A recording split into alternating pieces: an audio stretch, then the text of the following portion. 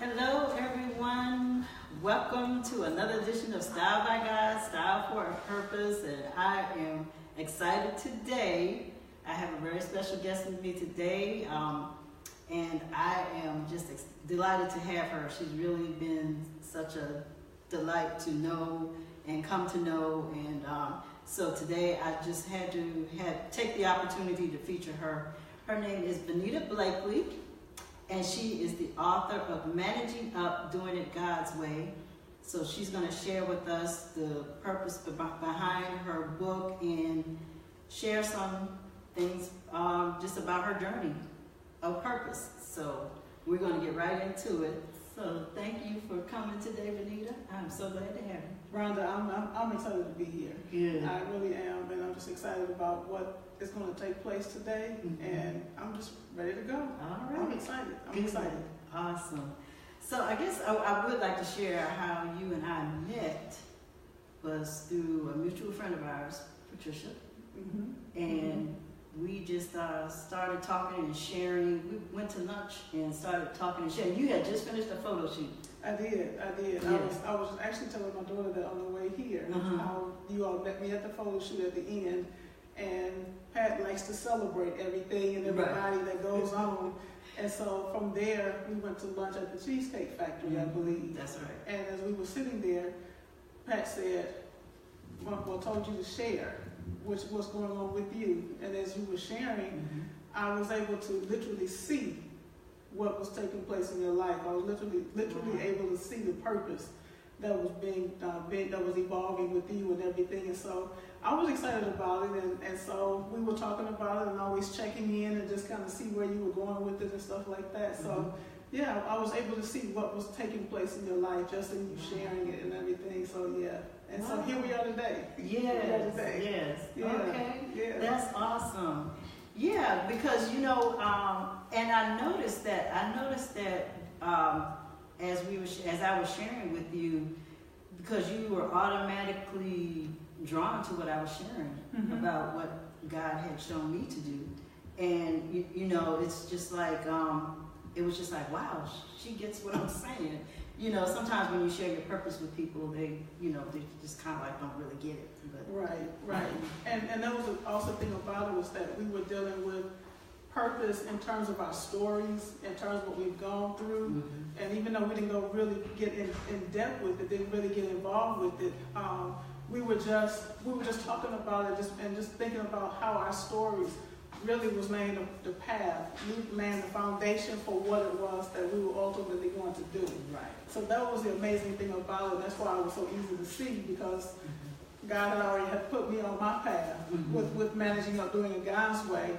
And then here you were beginning to share what was happening with you, and it was a result of your story. It was a result of your story. Right.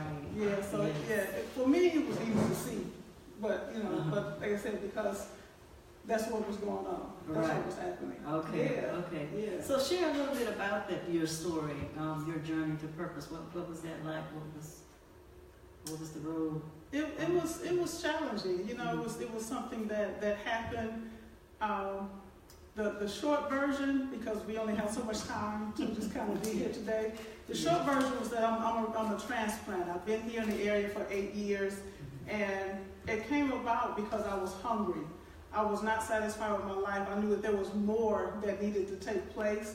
When I'm reading the Word and God is speaking to me about His promises and things like that, I realized there was more, and I felt like I had maxed out. Maxed out in the sense that there were some things that I was no longer getting answers to. I had more questions than answers. And so that set me on a journey to seeking. And at the time, my daughter was here going to grad school, and I was excited about going to visit my adult child out of state, visit her, and then come back to my place and all. And she was attending the church that we attend right now, and so was surprised to be that's where she was, because I'd never heard of World Changers, didn't know anything about Creflo Dollar, didn't know anything. But just going there, it was definitely a divine connection and all of that. And I remember coming home, finding out what time he came on, the broadcast came on, and I made sure I was home in the evenings and to be able to see it, because that became my feeding, that became the answer that I was looking for. And I remember sitting at home one evening, and I remember having the thought, Lord, if I could just get there. I never said it verbally, but I thought it. And before the period could be on the end of that sentence, things started happening. So long story short, ended up relocating down here. My daughter was instrumental in terms of God using her to say, when we were leaving the service one time, God used her to say, when you, Tuesday, you need to go to HR, you need to put in your application, you need to be dressed to interview, and that's it. And when she said it, I laughed because I knew that was the voice of the Lord. Mm-hmm. And the position that I'm in currently, the position had been open for some months, and I saw it and I would never apply for it. But when she spoke that word to me, I knew that was the voice of the Lord, and I was obedient. And needless to say, things sped up. I moved down here. June 2010, and since being here, things have happened. It's been a life-changing journey. Lots of things have taken place. Lots of things have gone on. My life has been turned upside down, inside out.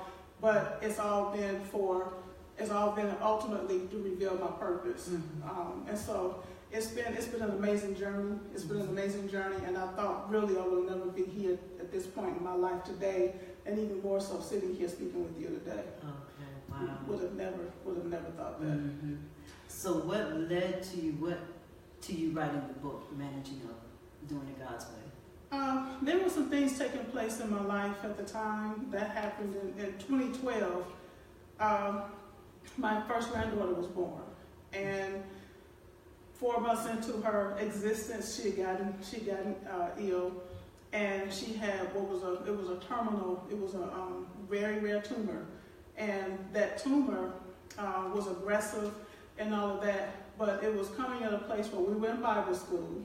We really first met one another in Bible school, but we were in Bible school and a lot was going on at that time.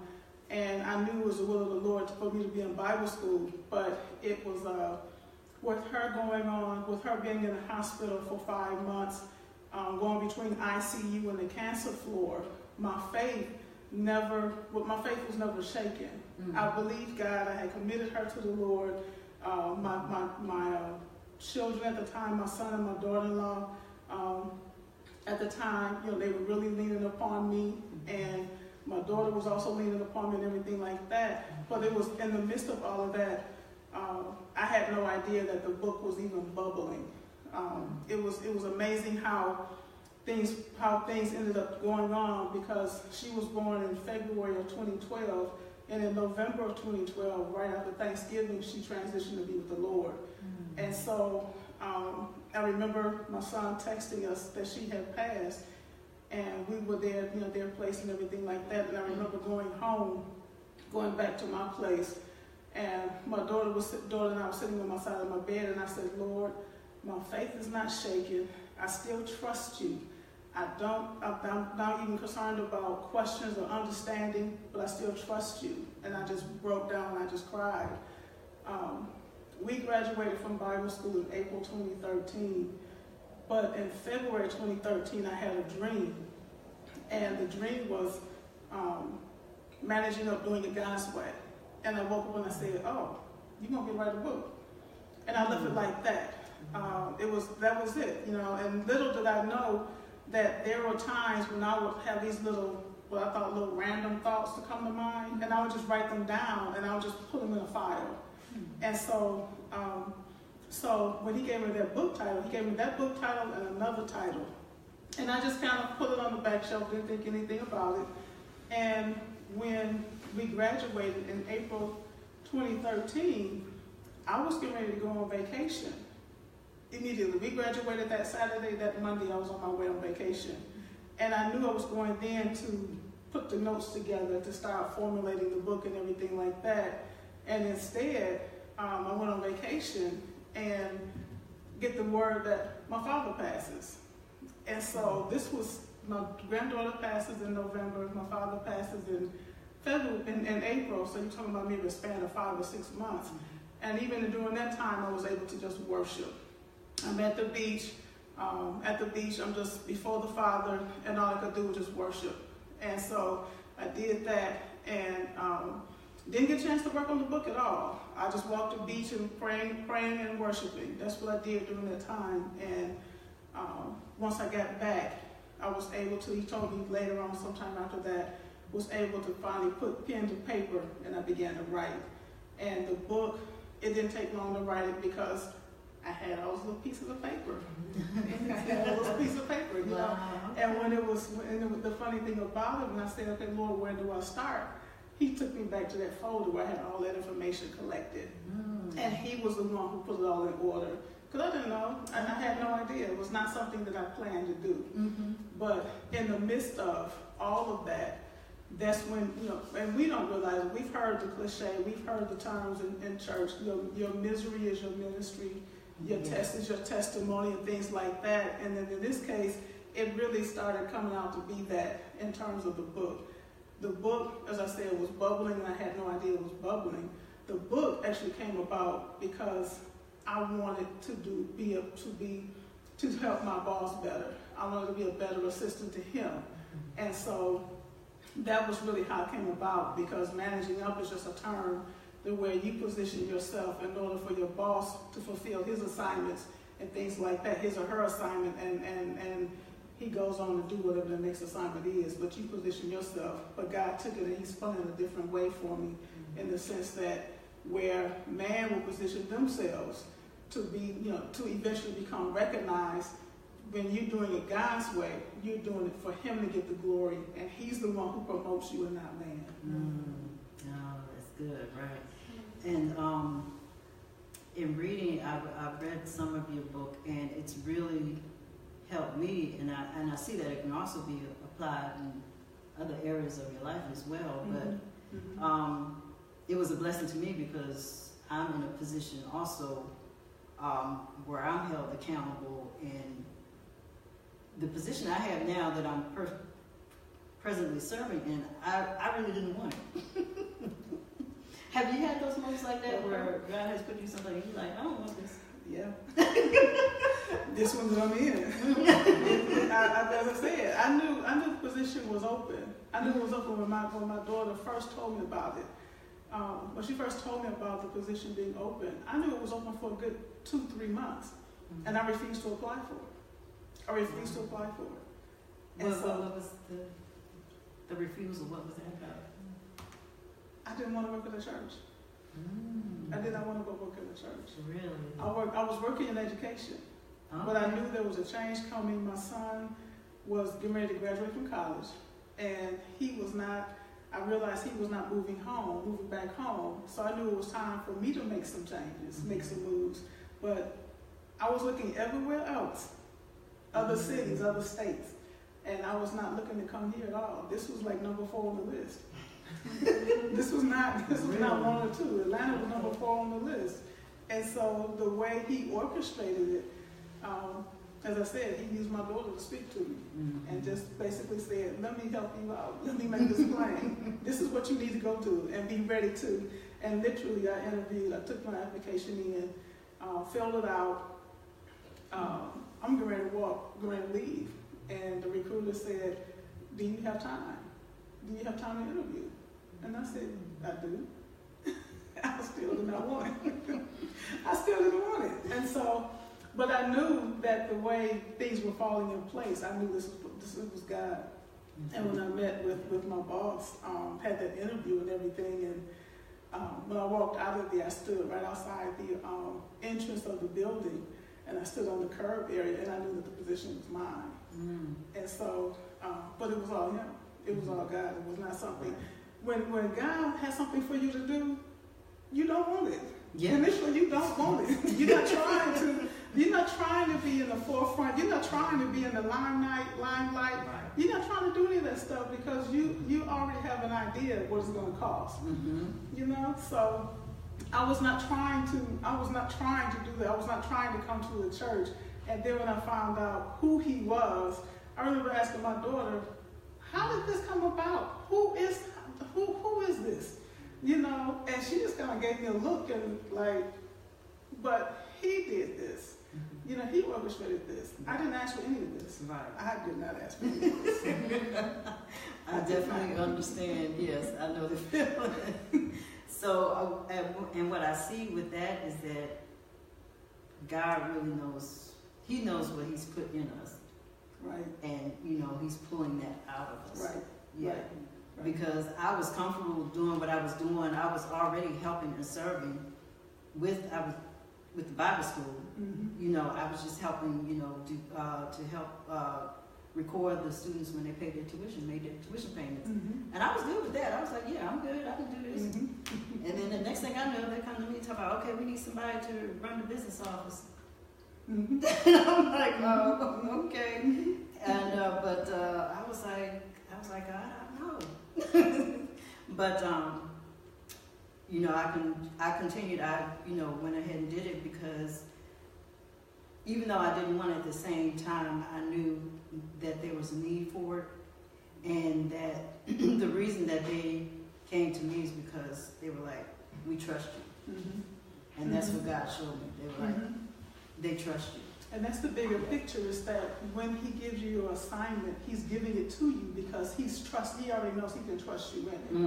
And so we don't realize that. So when we're trying to make things happen, what we fail to realize is that at some point in trying to make it happen, you're not really ready for what you think you are.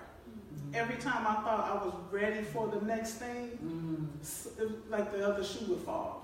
And then I would end up with another opportunity for growth and development. Right. So, but when he puts something in front of you, and you realize that it's something that He wants you to do, He already knows what, as you said, what's in you. He already knows that you're ready for it, and it's just another step of faith and just trusting Him in that. So that's what this has been about. And even in writing the book, I had no idea how powerful, how potent that book would be, because I wrote the book. Holy Spirit had me present it to my boss, and Holy Spirit said, let him read it, and let him read it, and just let him read it. And he said if he was good with it, let him write the foreword for it. So I did that, and he had it for a good month or so. So of course I was stressing because it's like, Lord, I know you birthed this book, I know this is all you and everything, but what I found out in all of that was that I had no idea, as I said, just how potent the book was, because when he became promoted into his present position, it literally blew my mind, because I was able to see really what the result of managing up and doing God's way. Because I knew what my life has been, my work life has been in that space in terms of how I dealt with other employees, how I dealt with my bosses and things like that. Because my philosophy, my work ethic is that whatever I'm doing as unto the Lord, so that He gets the glory. I'm not doing it for man, I'm not doing it to impress man or anything like that, but I want God to get the glory and for Him to be pleased with what I'm doing. That I had no idea, with that being my work ethic, my philosophy, that He was going to allow me to see really what the end result of that would be. And so when my boss was promoted into his present position, I was humbled. I was humbled because I was able to see what this really means. Okay. So that was a real big blessing for me personally. Okay, wow, that's good. So you provided some steps of what you did, the process you did to get better in serving your supervisor. Can you share some of that? I'll probably share a couple of things from both books, because I've actually got the second one done. I just need to get it to the printer. But one of them is that you have to get into agreement with the vision. And what I mean is that, and the book, it says capture the vision. But you have to get into agreement with the vision, because if you aren't in agreement with the vision, you can't be in agreement, you can't be working toward the same goal. So if you're in agreement with the vision, both of you can walk together and accomplish the goal. whether, and of course, because of you being in, and so in doing that, I got three thoughts going through my mind at the same time. So, but in doing that, you have made a decision to submit yourself. And I'm going to use another, I'm not going to stay on submit. You made a decision to get into agreement, because that's all submission is getting into agreement with what his assignment is or her assignment is, your boss's assignment is.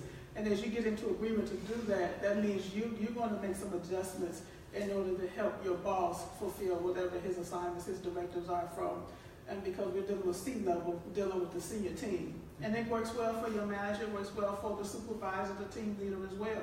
You have to make a decision to get in line with, to come into agreement with what the goals and objectives are of that organization. So that was what I mean by capturing the vision. So the other one is that you have to pray for them. Pray for them, because there are things that's going on that you have no idea about. Even though you might be the employee or the assistant, there are decisions that are being made that you have no idea about why the decisions are made. And there have been decisions that I've seen in this position as well as other ones. And even though I may not have understood them, by getting into prayer, it keeps you in line with what the goals and the visions are in terms of what your assignment is. So praying for them helps pray for you as well. Helps you stay in line. And my favorite chapter is bearing one another's burdens. I think that's chapter 6. But that one was a favorite for me because one of the things I shared with my boss was that toward the end of the interview, I told him that when I come on board, I'm coming to add my strength to whatever the project is, whatever the assignment is, and things like that. And so in doing that, I'm taking on whatever may be, whatever needs to be done. I'm going to add my strength and take that on to help in order to fulfill the goals and objectives. So that's something that we have to think about when, in this day and age, one of the things that I used to hear in another position that I was in was that I would hear people say, well, that's not a part of my job description. Or that's not a part of mine. I don't get paid to do that. That's above my pay grade. But if you're doing this, if you're working as unto the Lord and doing this God's way, you're going to step right in because He wants that, whatever that weak spot is, it needs to be filled. And you're able to do that. We talk about grace. You have been graced to do that. God's strength is made perfect in weakness. So if His strength is on the inside of you, you can go into that weak spot, add your strength, and fulfill whatever needs to be done in that area. So that's something that was my favorite chapter in writing the book because it actually went a different direction. But that's what he wanted to see, was that we have to, as spirit-led people, whether we're an employee, a business owner, assistant, whatever our role is in the workplace, that we're adding our strength to whatever that particular job assignment is. When I taught the customer service class in the Bible school, that was one of the things that I was sharing with them, and it was funny to see their reactions because they didn't think about customer service in the sense of you as a Christian, you as a spirit-led person, impacting the life of the person that you're serving. So, so that's really what it is. This is just another level of servanthood. Just another level of being a blessing to somebody else so that they can see the Jesus in you. So that's what this has been about, and bearing one another's burdens. That's what that is that positioning yourself so that they can see the Jesus in you and you blessing them, Jesus blessing them through you. Wow, that's awesome. So I like what you said about how you were humbled by seeing that because you have taken on this position of managing up, how it opened the door for your supervisor to be promoted and so forth. And that's a huge thing. And also, I think some people sometimes have the attitude that there's a fear of being taken advantage of when you get an agreement with the vision. Well, some people see submission as, well, if I do all this, and like you said, some people say that's not my job description. I think there's this thing that goes with people have this fear of, maybe I'm going to be taken advantage of and be overworked and so forth. But if you, like you're saying, if you focus on working as unto the Lord, then there's no concern for that. Right, and it's an adjustment. It's not something that you're going to master in 3 weeks, because you're dealing with humans. We're human beings, and so that's something that you will have to struggle with. When the workload is going on, when you have a boss who does not know the Lord, don't want to know the Lord, and they just, they're just in their space, and they believe differently, or they don't believe at all. You have to maintain your focus and realize that because you have Christ on the inside of you, this is an opportunity for him or her to see Jesus in you, be that witness, and by you doing what you're doing, they want to know. They want to realize. And I think when I was talking about that bearing one another's burdens, it speaks to that as well. That dealing with somebody who's not qualified, dealing with somebody who will try to take advantage of you, because you maintain the focus. And this, by the way, this is in terms of your mind being renewed. You can't just, so this is a process. But when you're keeping your focus on the fact that you're doing this unto the Lord and you want him to be pleased, he's going to help you take steps. That's going to position take steps to do the things so that it's recognized that it's Jesus in you. They might not ever admit it or even acknowledge it, but God knows, because the further the rest of that scripture, when you do it as unto the Lord, you're doing it for your reward is with the Lord. It's because your reward or your inheritance comes from the Lord and not from man. So when you know that your reward, your inheritance is going to come from the Lord, you don't know how he's going to navigate that. You don't know how he's going to bring that thing to pass, but he's going to do it. So because of him working through you, he is our rewarder. So regardless to what takes place, how they treat you, our pastor does say at the same time, it's not love gives the advantage. And so even in the workspace, you can show Christ's love and how you treat them and how you're doing your job. You might even have to step back and go to the bathroom for an attitude adjustment. Lord, did you just see? Did you just see? And that's real.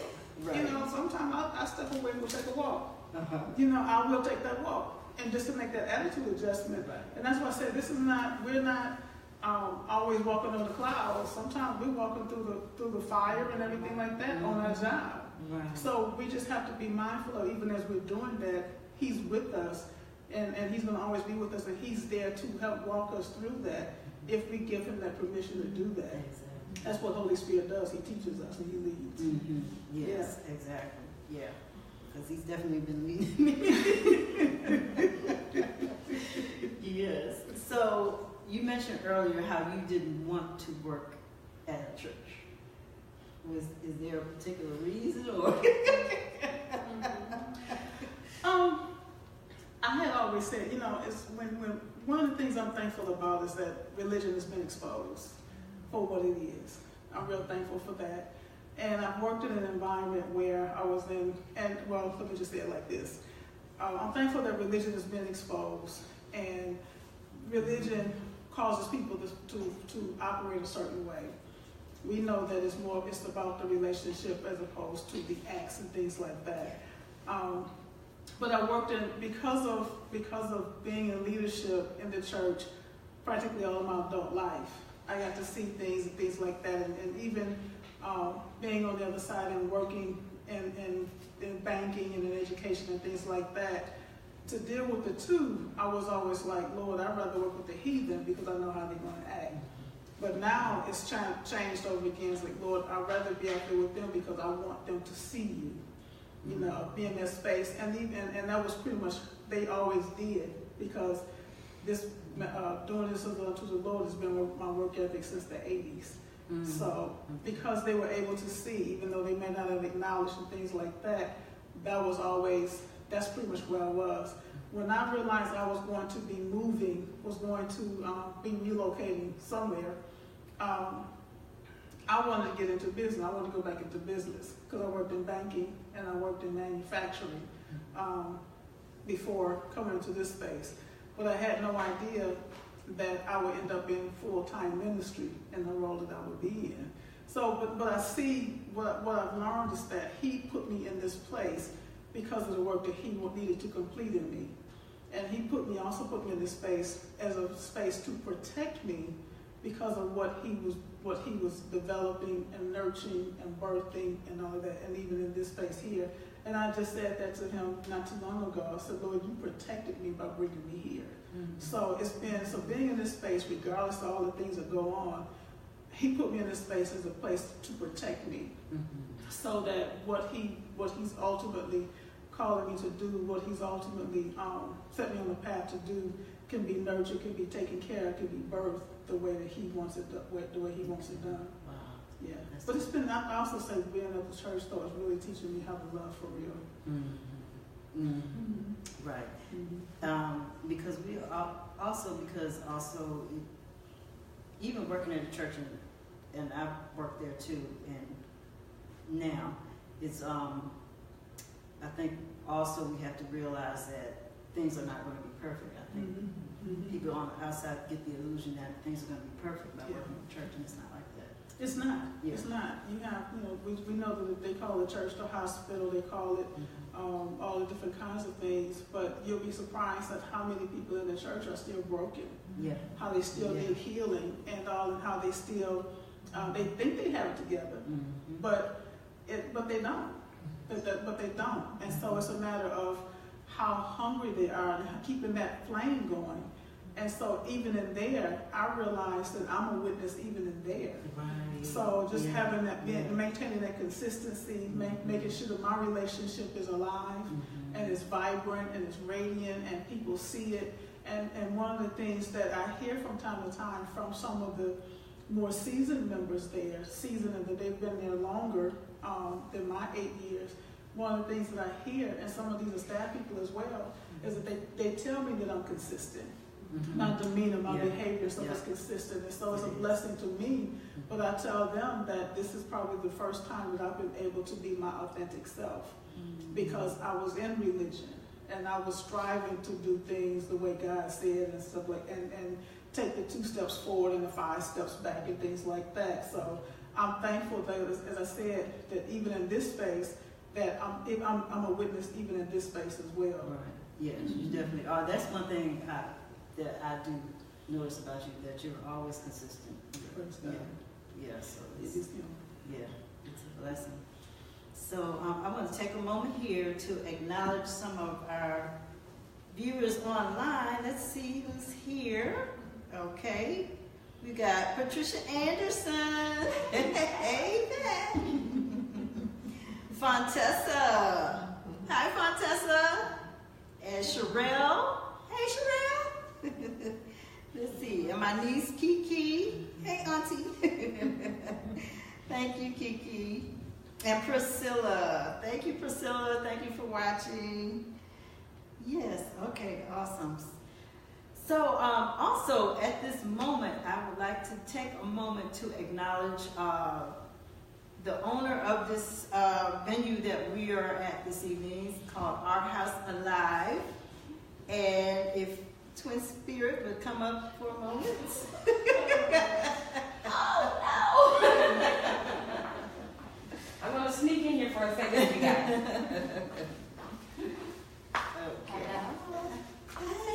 I think we need you to slide in. I'm squeezing in just a little bit. Here. Okay. Okay. I must be delayed. Yes. Okay. Yeah. Okay. Yeah, that's all right. Yeah. I'm here. Okay. Hi. So she's here. They can see me. Yeah. So this is Twinspirit. She is the owner of Art House Alive.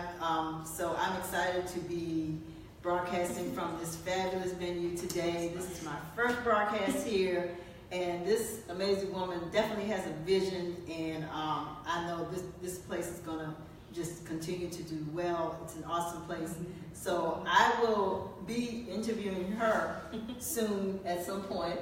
But also I would like to take a moment now. I've asked her to sing a song for us today because she's also a neo-soul artist, and that is one of my favorite genres of music. So have you decided a song you want to sing, or can I make a request? What's your request? I don't know. That's exactly what I was going to do. Good. So now we're going to have Twinspirit, and she's going to sing my favorite song from her CD called My Beautiful Ugly. And this title of the song is I Am Enough.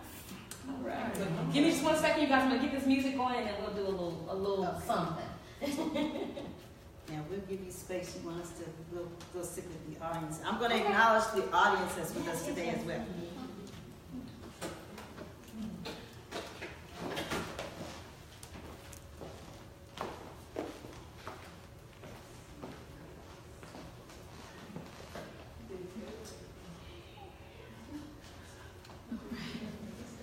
Snag one of these mics for me? Yeah. I think it's so awesome that we were on the same page with the song. I know. Yes. So I first want to say thank you very much for choosing to host your live interview today here at Art House Live. We love for creatives to come out and join and share their visions here. So I'm going to do this song. It's called Enough. It's really a song that taps into us finally discovering, accepting, and embracing that us being exactly who we are is all that we ever need to be. So I hope you guys enjoy it.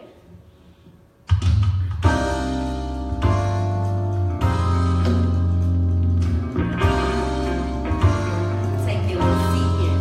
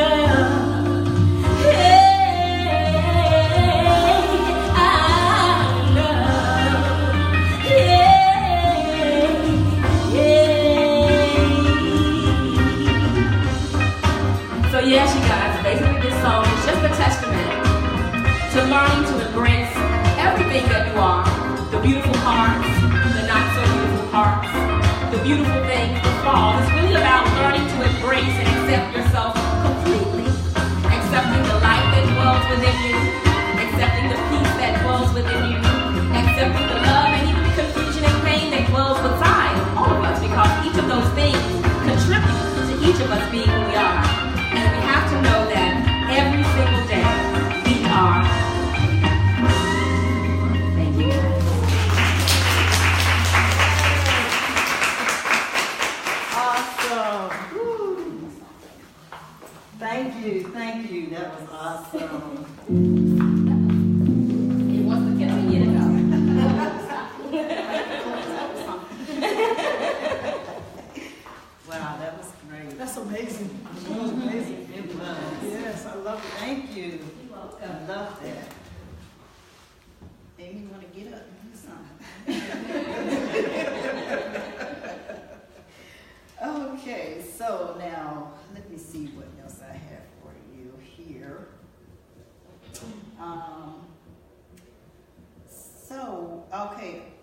journey to writing the book, when you finally decided to write the book, or just overall your journey to finding your purpose, what were some of the life lessons that you learned along the way that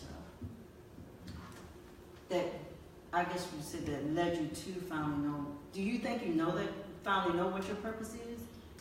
One of the things I've learned in finding your purpose is that I believe it's already there. Mm-hmm. It's just a matter of us discovering it. Yeah. Because one of the things that I've learned in writing the book is that the book is who I am. Mm-hmm. Just everything that I've experienced in my work life is who I am.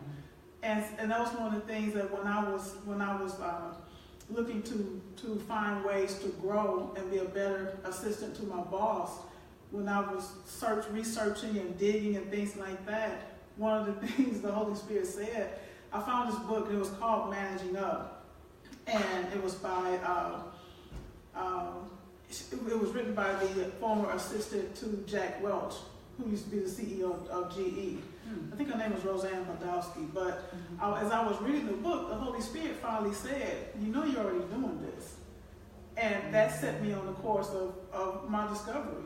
And so realizing that what she had written, he was beginning to show me, which helped to, with all the different notes that I was writing and things like that, he was showing me that I was doing it, but he showed me I was doing it according to his word. Mm-hmm. So as I was writing the book, I was amazed to see that the scriptures that he would lead me to, and as far as writing the book, that it was all in the word. Mm-hmm. So he was showing me how I was living the word when I didn't realize I was living the word. Wow.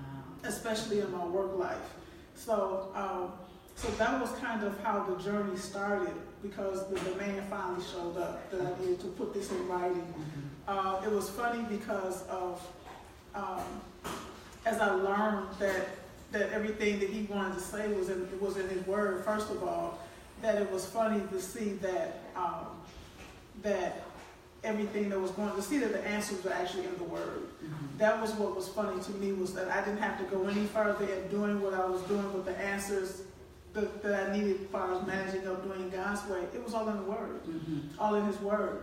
And so that was how the journey started. But what I'm coming to realize now, that the book was finally published in 2015, I realized that managing up doing it God's way was the entrance. That was the opening.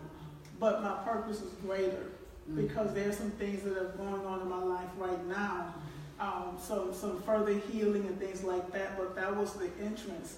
That was kind of the big thing to see that, okay, it's in her. Is she going to respond on it? I know she's been responding to my instructions all the way up to this point. Is she going to continue to respond? And the things that he's been dealing with me about personally have been some painful things. There's some things that's going on, but it's been good because it's been character building. So I realized that managing up doing it God's way was the entrance. It was the opening for him to begin to show me what my greater purpose and my destiny is. Mm-hmm. And so, because I keep trying to go back to managing up, and he's showing me other things. But that's like that was the open door that he wanted to take me through. But I'm beginning to realize that there's more to it than just that. That's just one aspect of what he's giving me to do. Right. I'm glad you shared that, because that's been my experience as well along this journey. Because when Style by God came about for me, the first thing I saw was my creative director and I were talking about it, and it was about, that needs to be on a T-shirt. Mm-hmm. So, yeah. So it was about the T-shirt, and then I was like, well, wait a minute, the T-shirt really doesn't mean anything unless we have the message to go with it. Mm-hmm. So then it became about the T-shirt, and then it became about writing the book. And then in writing the book, I was like, okay, well, if I'm going to write the book, there's got to be a way to promote it and talk about it. So I talked with someone, an associate of mine out in LA, and she and I were talking about collaborating and me doing like a video message to explain more about it. And in the process of doing that, there were some things that happened in my life personally that added even more to my book. What was passing away with my parents last year. So, and now I'm doing these interviews with people to platform them to share their purpose, the stories of their purpose. And honestly, I didn't see this coming. Right, exactly. Yeah, it's like, as God gives you the vision and you step out and do it, you get more clarity, and then He adds more to it as you continue to take the steps. Yeah. And so I'm like, okay, so now what you're saying now, I'm like, okay, well, so because I was thinking, okay, it's this, but there's no telling what else God has after this. Yeah, because as I said, I have the second book is already written, but He won't let me publish it. I'm working on the third book. And I actually stopped because of the work that He's been doing with me. He's been doing a deeper work of healing and restoration within me. But as I've talked to other women, and that's what's been amazing, is that he's doing a couple of things. As I've talked to other women, He's showing me just how much women, and we're seeing it now with the Me Too and things like that, but He's showing me as well that what as He's healing me, He wants others to be healed just as I am. So to be that channel, to be that conduit, to be that vessel that He wants to use and all that. So that's something that when I realized that, and I shared it with a couple of people, and they were saying the same thing, Venita, it's your story. It's going to be your story that's going to be very helpful to women and things like that. So it's been, as I said, I'm trying to stay over here with managing up, doing a God's way, and He's moving over here. I already know the different things are going to take place over there, but I believe He's bringing attention to the healing and the restoration and the wholeness. And as I was talking to my daughter on the way down here, and I was sharing some things with her, and I said, the ministry of reconciliation. He wants people reconciled back to Himself, and He's giving us those opportunities in the different arenas that we're in. And so he's positioning us, I believe He's positioning us to be able to do that. And so in whatever space, whatever area that He has us in, He's positioning us to be able to bring that ministry of reconciliation, that healing, that wholeness, that and recovery, and just bringing back. He wants people whole right now because there's so much going on, and so much people are so broken right now, and they don't even realize it. And He wants wholeness. He wants them to be healed. And so I'm excited about it. I'm excited about it because I've even seen my prayer life change in that aspect. Okay. Yes, absolutely. Yeah, it's definitely, and I see that there's definitely a need for these stories to be shared, because, like, I didn't know that Styled by God was going to be about me until I was, sharing with my creative director and some other friends, and they were like, well, Styled by God is your story. That's what Styled by God is. And I'm like, do I have to tell my story? Yeah. But, and that's what it is. And so so everybody, like you said, we already have it. The purpose is already there. It's just a matter of us discovering it. And for me, and it may come in different ways for everybody, how that purpose, how you discover your purpose. For me, it was my passion for style and fashion, and that just opened up the door to me. I was just led to just start doing it, just getting out there and start following what my passion was, and eventually my passion led to me discovering what my purpose was. And I was like, okay, so it's and for the longest time, did you ever wonder for a while what your purpose was? Because for the longest time I wondered, what is my purpose? Why am I here? I did. I wondered about it. I was also fearful of it because there were so many different things going on in my life. As I said, I'm thankful that religion has been exposed.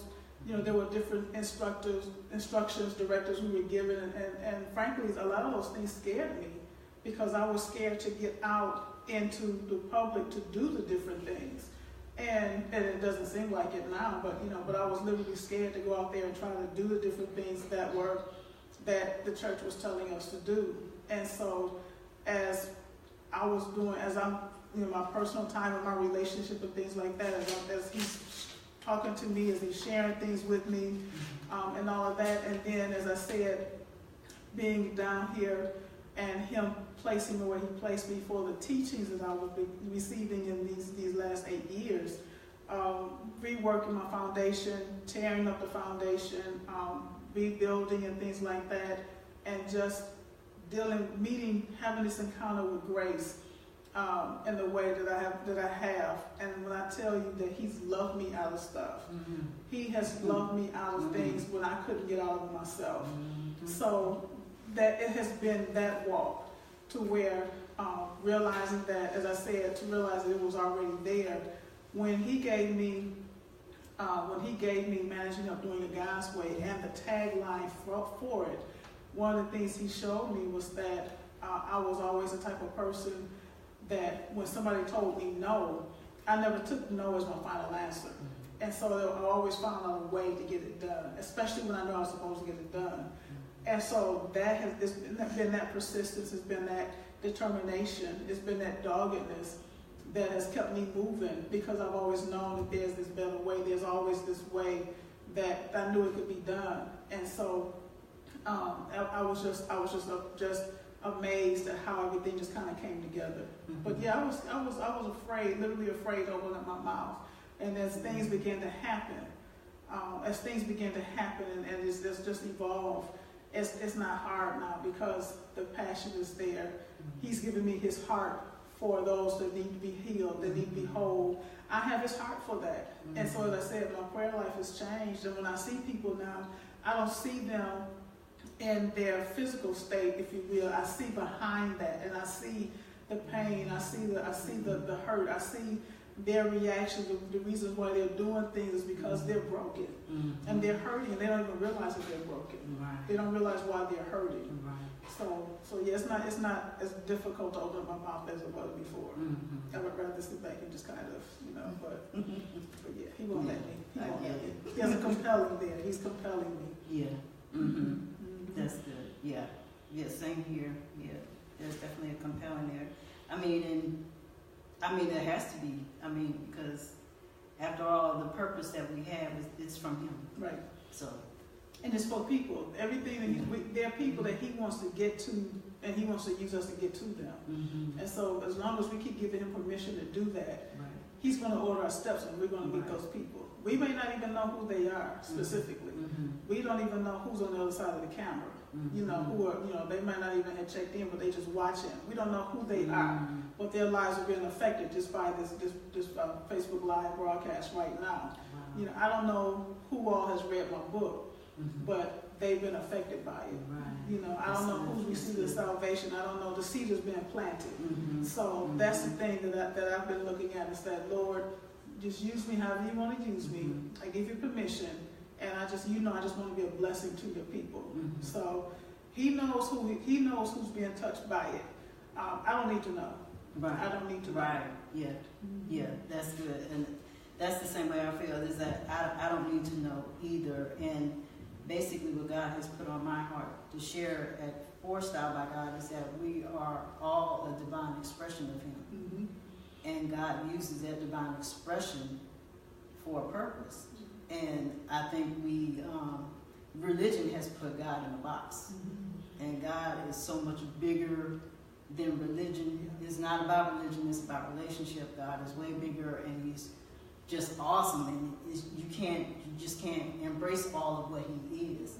But to know that he has chosen us to be a divine expression of him, it's an awesome thing to have that, to know that. So that's what this is all about, for people to see that God is in all of us, and we all have a purpose, and he wants to use all of us for whatever, in whatever style, form, shape, or whatever.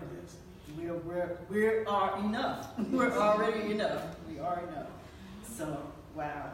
Well, this has been awesome, Venita. Thank you so much. So I need to take this moment for you all to see her book, and this is it, Managing Up, Doing It God's Way. And where can they get this book? Where is it available? Because I do have my copy from Amazon. Okay. Kindle. Yeah, you can order it. You can order it in ebook or soft copy. It is available at Amazon.com. You can also order it at BarnesandNoble.com. And you can also go to the website of the publisher, westbopress.com, and they all have them the ebook or soft copy. Okay, great. And so you said God hasn't released you to release the other books, publish the other books. Okay, so I'll leave that alone. I'm trying to help them. As soon as you let me know, I'll let y'all know.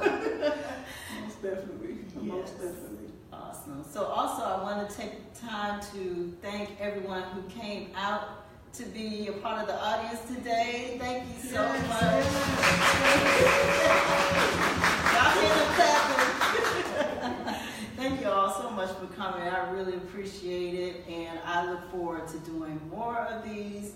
So this space here is awesome. It's at 888 Mondays Mill Road in Jonesboro, Georgia, called Art House Alive. So again, be looking forward to me interviewing the owner of Twinspirit soon at some point. And also coming up tomorrow, I will be interviewing live from the Azalea Film Festival in Mobile, Alabama, and I will be interviewing my girl, my BFF, Talai. She is a spoken word poetry artist, and her film Time and Love and I is being featured at the Azalea Film Festival, so I will be there live interviewing her and showcasing some of the film festival highlights. So I'm excited about that. So thank you all so much for joining us again for another episode of Style by God, Style for a Purpose. And I'll see you tomorrow. So tune in tomorrow. I'll keep you posted on what time. I don't know exactly what time, but it'll be in the afternoon, 3-ish, 4-ish, something like that. So I'll keep you posted. All right. Thank you guys. Love you.